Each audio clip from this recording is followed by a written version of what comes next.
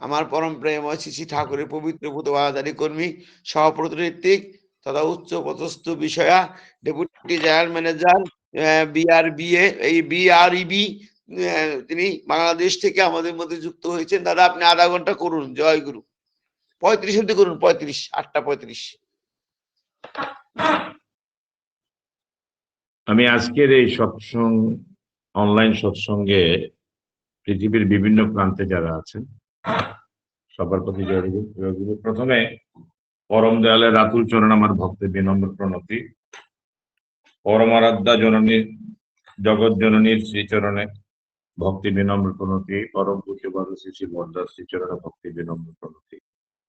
পরম পূজ্যপাদ শ্রী শ্রী আচার্যদেবের শ্রীচরণে ভক্তি বিনম্র প্রণতি। ঠাকুর পরিবারের প্রতি প্রত্যেকের শ্রীচরণে ভক্তি বিনম্র প্রণতি। আসলে হঠাৎ করে স্বপ্না মা আমাকে ফোন করলেন, আমার সাথে আগে থেকে কোনো যোগাযোগ নেই। আসলে আমাদের রোববার তো আমাদের অফিস ডে, তারপরও মা বলেছেন তাই কানেক্ট হলাম। আমি আসলে আলোচক নই। আমার নাম প্রকৌশলী সনৎ কুমার ঘোষ। আমি বাংলাদেশ রুরাল ইলেকট্রিফিকেশন বোর্ড, আমি এই মুহূর্তে সাতক্ষীরাতে আছি। এখানে প্রায় 90,000 ইলেকট্রিক্যাল বিদ্যুৎ সংযোগ এর বিদ্যুৎ কনজিউমারকে নিয়ে আমার অ্যাক্টিভিটিস এখানে। ঠাকুরের কাজ করার চেষ্টা করি, পারি কিনা জানি না। আপনাদের এই বৃহৎ উদ্যোগে যুক্ত হতে পেরে নিজেকে ধন্য মনে করছি। পরম দয়াল বলেছেন, ইষ্টগুরু পুরুষোত্তম প্রতীক গুরু বংশধর, লেত শরীরে সুপ্ত থেকে জ্যান্ত তিনি নিরন্তর। আমাদের প্রত্যেকের পরিবারে একজন অভিভাবক আছেন। তিনি মা হতে পারেন, বাবা হতে পারেন, কিন্তু তার চেয়ে বড় অভিভাবক যিনি, তিনি হলেন পরম দয়াল শ্রী শ্রী ঠাকুর। তিনি আমাদের পরিবারের একজন সম্মানিত সদস্য। তার নির্দেশনা মোতাবেক আমি চলি, আমরা চলি, এবং আমাদের সবার চলা উচিত। প্রসঙ্গ হলো শ্রী শ্রী ঠাকুর তো সশরীরে নেই, তার নির্দেশনাটা প্রত্যেকে পাব। হ্যাঁ, এখানে আমরা বুঝবো, আমরা বুঝি, আমরা জানি। এটা অনেকে এখানে প্রাজ্ঞ অনেকে আছেন, এই ব্যাপারটুকু বুঝেন যে তিনি সশরীরে নেই, তাহলে তার নির্দেশনা কোথায় পাব? আমাদের পরম সৌভাগ্য, পরম দয়াল শ্রী শ্রী ঠাকুর আচার্য পরম্পরা রেখে গেছেন এবং আচার্যদেব আমাদের মাঝে আছেন। তিনি প্রতি মুহূর্তে বিশ্বের প্রতিটি মানুষের জন্য, আমি বলবো জাতি ধর্ম বর্ণ নির্বিশেষে সবার জন্য তিনি তার নির্দেশনা দিয়ে যাচ্ছেন। সে নির্দেশনা মোতাবেক আমরা যারা চলছি তারা ভালো আছি। এখানে কিছুক্ষণ আগে আমাদের সঞ্চালক দাদা এক মায়ের গল্প বললেন যে শ্রী শ্রী ঠাকুর তাকে বলছেন যে বৈদ্যনাথ ধামে যেতে, বাবা ধামে যেতে। তিনি তার অটল এবং স্থির বিশ্বাসে শ্রী শ্রী ঠাকুরের আশীর্বাদ মাথায় নিয়ে সুস্থ হলেন। আমরা তেমনি আমাদের ব্যক্তিগত জীবনে আচার্যদেবের কাছে আশীর্বাদ চাই, শ্রী শ্রী ঠাকুরের কাছে আশীর্বাদ প্রার্থনা করি আমাদের মঙ্গলের জন্য।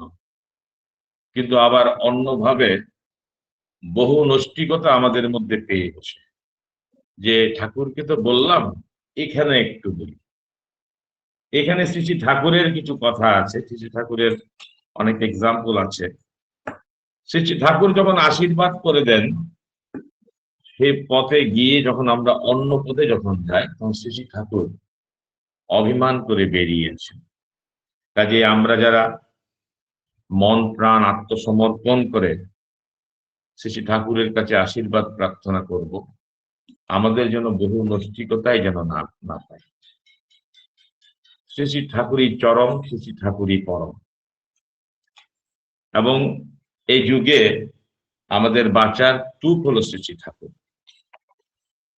তিনি এই যুগে কে? আমরা যারা দীক্ষিত, আমরা যারা দীক্ষা নিয়ে কি চেষ্টা করছি, আমরা কিছু কিছু বুঝতে পারি হয়তো।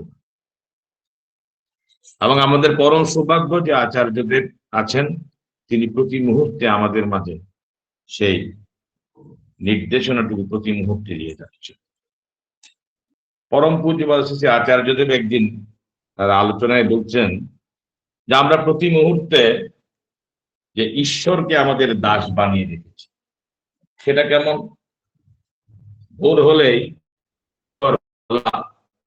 যাই বলুন না কেন, তিনি এসে আমার সামনে হাজির হন, যে বলুন আপনার কি আদেশ। আমরা বলি আমার ছেলেটাকে ভালো করে দাও, আমার সন্তানটার শিক্ষা হোক, আমার মেয়েটার বিয়ে হোক। প্রতি মুহূর্তে প্রতিদিন সকালে বিভিন্ন রকম আর্জি নিয়ে ঈশ্বরের কাছে আমরা উপনীত। মনে হয় যেন ঈশ্বর আমাদের কাছে উপনীত হন, যেন তিনি আজ্ঞা পালন করছেন। আচার্যদেব বললেন সেটা ভুলে যান।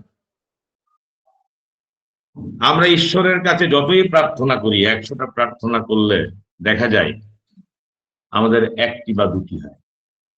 তাই শ্রী শ্রী ঠাকুরের যে বিধান, অপরের মঙ্গল কামনাই নিজ মঙ্গলের প্রসূতি, পরম দয়ালের রাতুল চরণে আমাদের প্রার্থনা থাকবে আমার জন্য নয়, আমার পরিবারের জন্য নয়, বরং আমার পরিবারের বাইরে যিনি আছেন তার জন্য আকুল মনে শ্রী শ্রী ঠাকুরের শ্রীচরণে প্রার্থনা করা। এইভাবে আপনি আমি আরেকজনের জন্য করব, তিনি আরেকজনের জন্য করবেন। এভাবে করতে করতে শ্রী শ্রী ঠাকুর এমন একটা বিধান তৈরি করলেন যে অপরের মঙ্গল কামনায় নিজ মঙ্গলের প্রসূতি। তাহলে বিশ্ব সংসারে পরস্পরের মধ্যে এমন একটা ভাব সৃষ্টি হবে, বিশ্ব সংসারে ভ্রাতৃত্বের এক বিশাল বন্ধন তৈরি হবে। জগতের কোনো প্রান্ত শ্রী শ্রী ঠাকুরবিহীন থাকবে না। পরম পূজ্যপাদ শ্রী শ্রী অবিন্দা বলছেন যে আমার ইচ্ছে, আমার মনে হয় প্রত্যেককে দীক্ষা দিয়ে। তিনি তার আলোচনায়, নববর্ষের আলোচনায় বলছেন আমরা প্রতিদিন সকালে উঠি, নাম ইষ্টভৃতি নাম ধ্যান প্রার্থনা করে ত্রিপালি খাই, এবং আমাদের সন্ধ্যেবেলায় প্রার্থনা চেষ্টা করি যেখানেই যাই না কেন। এভাবে আমরা করছি, এটা স্বাভাবিক, সবাই জানে। কিন্তু আমার পারিপার্শ্বিকে যারা করছে না তাদেরকে বলাটা আমাদের দরকার। প্রয়োজনে সকালবেলা প্রয়োজনে আমরা বেরিয়ে পড়ি। আমরা এখানে অনলাইনে সৎসঙ্গ করছি, কিন্তু অফলাইনে আমরা কতটুকু সক্রিয়, এটা আমাদের নিজেদের প্রতি প্রত্যেককে নিজের কাছে নিজের জিজ্ঞাসা করা দরকার।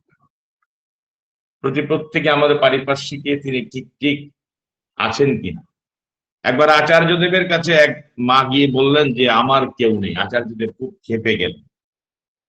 তার পার্শ্ববর্তী দাদারা বলে যে আগে আমি জানি না, তো তা তো আচার্যদেব ক্ষেপে গেলেন। আচার্যদেবের বক্তব্য হলো, এই যে আমাদের পারিপার্শ্বিক যে গুরু ভাইয়েরা আছে, গুরু বোনেরা আছে, মায়েরা আছে, যারা আছেন, প্রত্যেকের যে কোনো সমস্যার জন্য দেওঘরে গিয়ে আচার্যদেবের কাছে যেতে হবে। আমরা তাহলে আশেপাশে আমরা যারা আছি আমরা কি করছি? অর্থাৎ তার মানে আমাদের পারিপার্শ্বিকে আমরা যারা আছি আমাদের প্রত্যেকের মাঝে প্রত্যেকের খবর নিতে হবে। প্রত্যেকের ভালো মন্দের যে খবরটুকু নিতে হবে সেটি আচার্যদেব চেয়েছেন।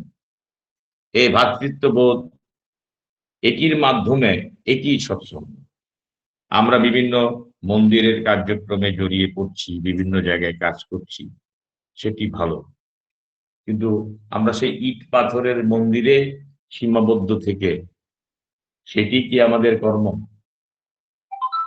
এইসব কাজের মাঝে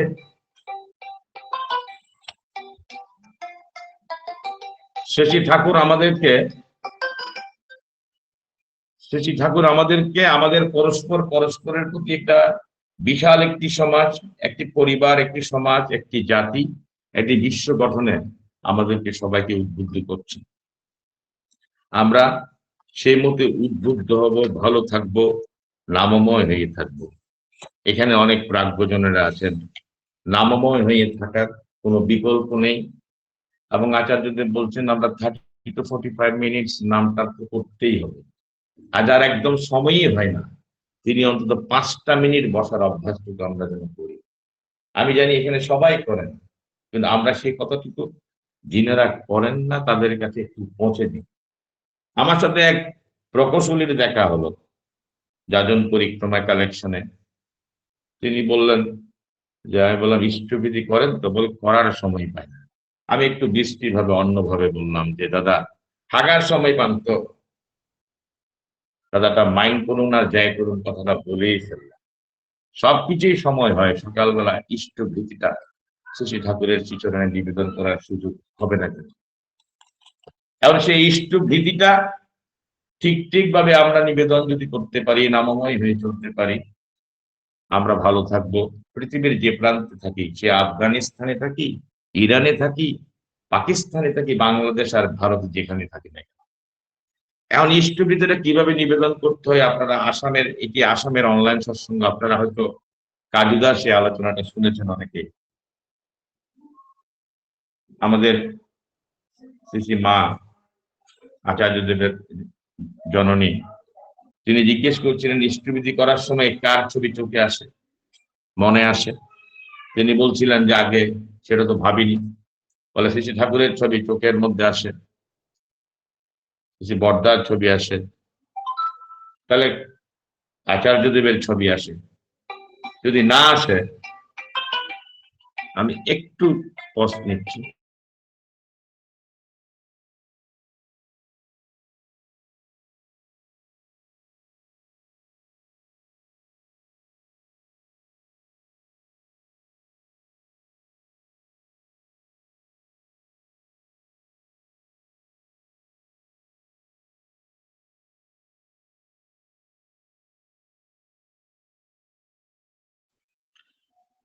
আসলে সরি, আমি এটা অফিসিয়াল টেলিফোন নিতে হলো। তো যে প্রসঙ্গটা আমরা বলছিলাম, যে আমরা ইষ্টভীতিটা শ্রী ঠাকুরকে নিবেদন করার সময়, আমাদের একজন ডাক্তার দাদা, আপনারা ফেসবুকে দেখেছেন, তার আলোচনায় চমৎকার ভাবে বলেছেন ইষ্টভীতি নিবেদনের সময় আমাদের আকুতিটা কি ধরনের হবে। তিনি বলছেন এভাবে যে, মা যখন ছেলেকে যেভাবে খাওয়ায়, ছোট্ট ছেলেকে খাওয়ায় নুনু, বাবু, বিভিন্ন রকম বলে যে, তুমি নাও না বাবু, নাও না বাবু, ঠিক এই ধরনের একটা ভাব নিয়ে শ্রী ঠাকুরকে প্রত্যুষে এভাবে একদম অত্যন্ত আদর করে, অত্যন্ত ভক্তি ভরে বলতে হয় যে, প্রভু তুমি আমার ভোগটুকু গ্রহণ করো, তুমি আমার ভোগটুকু গ্রহণ করো দয়াল। এতেই ইষ্টভীতিটা সার্থক হয়ে ওঠে। এবং আমার মননে শ্রী ঠাকুর পৃথিবীর সৃষ্টি বা তারও আগে থেকে, বা পৃথিবী সৃষ্টির পর থেকে ঈশ্বরের চরণে নিবেদন করে এই যে আমাদের প্রাত্যহিক জীবন শুরু করার যে বিধান, শ্রী ঠাকুর এই যুগে এসে আমাদেরকে তিনি আবার শিখিয়েছেন। আমরা ইষ্টভীতি পরায়ণ হয়ে থাকব, আচার্য নির্দেশী চলনে আমরা অভ্যস্ত হয়ে থাকব। এবং সবচেয়ে বড় যে কথাটুকু এই মুহূর্তে সবচেয়ে বড়, এটা আপনারা সবাই জানেন, আমি বাংলাদেশ থেকে আর কি ভাই বলবো, সেটা হলো পরম পূজ্যপাদ শ্রী অবিদ্যা যেটা বলছেন যে, আমরা যেন প্রত্যেকে পারিপার্শ্বিকে ডিপি ওয়ার্কসে অভ্যস্ত হয়ে উঠি। সেটা দলগত ভাবে হোক, ব্যক্তিগত ভাবে হোক। অর্থাৎ আমি পারিপার্শ্বিক আমার যে গুরু ভাই মায়েরা দীক্ষিত কিন্তু কিছুই করছে না, তাদেরকে আস্তে আস্তে যাজন করে একটু একটু করে চলাই অভ্যস্ত করে যদি চলতে না পারি, তাহলে ঠাকুরের সেই বাণীটুকু করছিরা তোর নিপাত যাবে, তুই সুখে খাবি বুঝি, যার ছুটে যাও ওদের বাঁচা, ওরাই যে তোর বাঁচার বুঝি। আমরা এইটুকু যদি করতে পারি, এবং 3 কোটি 3.5 কোটি বা আরো হয়তো বেশি এই যে মানুষগুলো সবাই যদি ঠিক ভাবে চলে, পৃথিবীতে কি ঘটে যাবে এটা দেখার বিষয়। আপনারা সবাই জানেন, এমন একটি সময় আসবে পৃথিবীর বিভিন্ন প্রান্তে সবাই তখন ঠাকুর ঠাকুর করবে। বাংলাদেশে বসে আমরা সৎসঙ্গের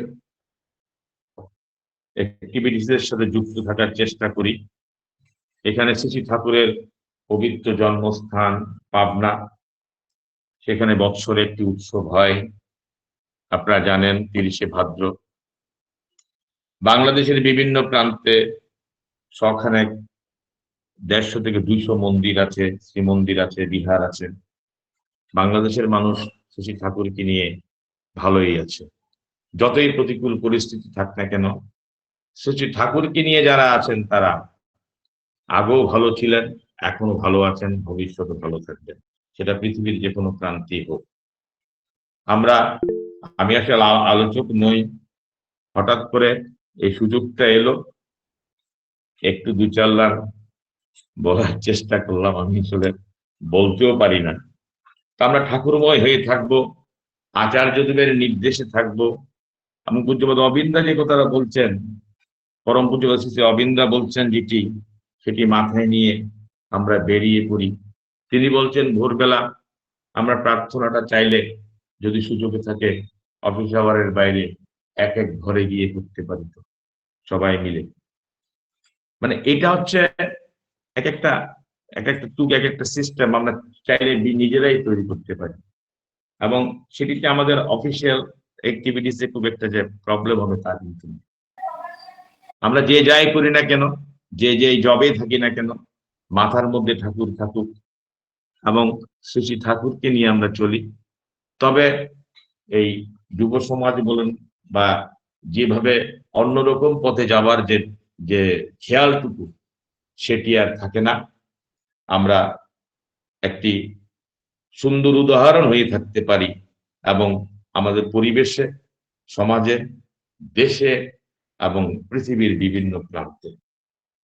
এবং দেখুন, আজকে সৎসঙ্গ আসার কারণে সারা পৃথিবীর বিভিন্ন প্রান্তে যে কি ধরনের একটা চেঞ্জ আসছে, সেটা সুকেন্দ্রিক সৎসঙ্গ।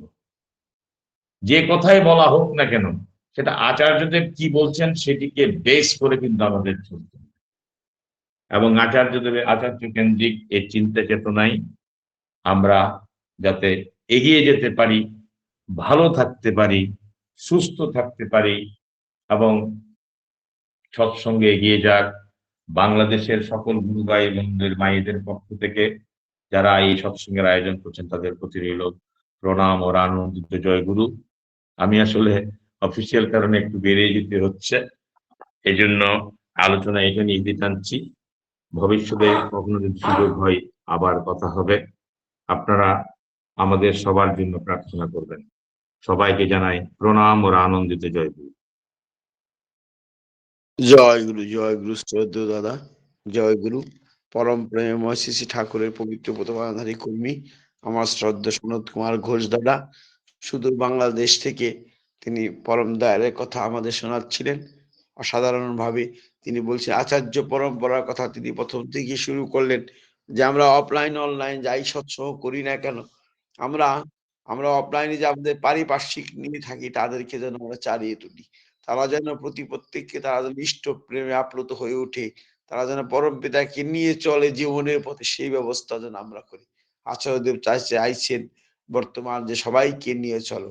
তারপর সেই মায়ের গল্পটি বললেন তিনি, যে মা কি বলছিলেন, কি চাইছিলেন। সে বলছিলেন, যাই হোক, খুব সুন্দর করে আমার শ্রদ্ধা দাদা বলছিলেন। তারপর আমার আমার পূজ্যপাদ অবিন্দার কথাও বললেন। অবিন্দাস এখন যে সিস্টেম করেছেন প্রতি মানে উপজেলা কেন্দ্র তো প্রতিদিন প্রার্থনা হবেই, তৎসহিত মানে পারিপার্শ্বিক যারা আছে তাদের মধ্যে প্রত্যেকটি উপজেলা কেন্দ্রে প্রত্যেকের বাড়ি বাড়ি প্রাতকালীন বিনতি প্রার্থনা করার কথা বলেছেন।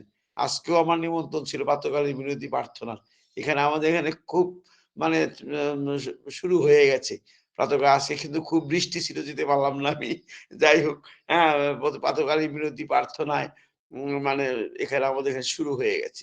আসলে আমার পরম পূজ্যপাদ রবীন্দ্র চাইছেন প্রত্যেকে প্রাতকালীন প্রার্থনা আমরা ঘরে ঘরে গিয়ে করি, এবং প্রত্যেকের ঘরে গিয়ে, তাহলে আস্তে আস্তে মানুষ মানে সক্রিয় হয়ে উঠবে, অ্যাক্টিভ হয়ে উঠবে আর কি, এবং আস্তে আস্তে প্রিয় পরমকে নিয়ে চলার চেষ্টা করবে। সারা বিশ্ব জগতে দাদা একটা কথা বলছিলেন, যে সারা বিশ্ব জগতে যে যেখানেই সৎসঙ্গী থাক না কেন, একটা কেন্দ্রায়িত হয়ে আছেন, সুকেন্দ্রিক হয়ে আছেন, কনসেন্ট্রিক হয়ে আছেন। আচ্ছা, মানে আমরা আমরা এটা একটা মহাভাগ্যের কথা, যে আমরা কেন্দ্রায়িত হই, আচার্য পরম্পরার মধ্যে আমরা কেন্দ্রায়িত হয়ে আছি। আমরা তিনি যা বলেন তা আমরা মেনে নেওয়ার চেষ্টা করি যতটুকু পারি আর কি। আমরা তো সাধারণ মানুষ, সম্পূর্ণ তো আর করতে পারি না, যেটুকু পারি সেটুকু মেনে চলার চেষ্টা করি। খুব সুন্দর করে বলছিলেন, একদম বাস্তব কথাগুলি তিনি বলছিলেন, আর বারবার বলছিলেন, আমি তো বলতে পারি না। আপনি যে কি বলেছেন এই কম সময়ের মধ্যে আমরা যারা উপস্থিত আছি তারা বুঝতে পেরেছি। প্রিয় বরংকে কে কিরকম ভাবে ভালোবাসে সেটাই বড় জিনিস, কে কি বললো সেটা না, কথার মধ্যে প্রকাশ পেয়ে যায় তার প্রতি কি অগাধ ভালোবাসা। জয় গুরু, শ্রদ্ধেয় দাদা, আপনি খুব ভালো থাকবেন, সুখে শান্তিতে আনন্দে ভরপুরে থাকুন, সুস্থ স্বাস্থ্য নিরোগ হয়ে থাকুন, এই প্রার্থনা তারই চরণে। জয় গুরু, শ্রদ্ধেয় দাদা, খুব ভালো থাকবেন। জয় গুরু।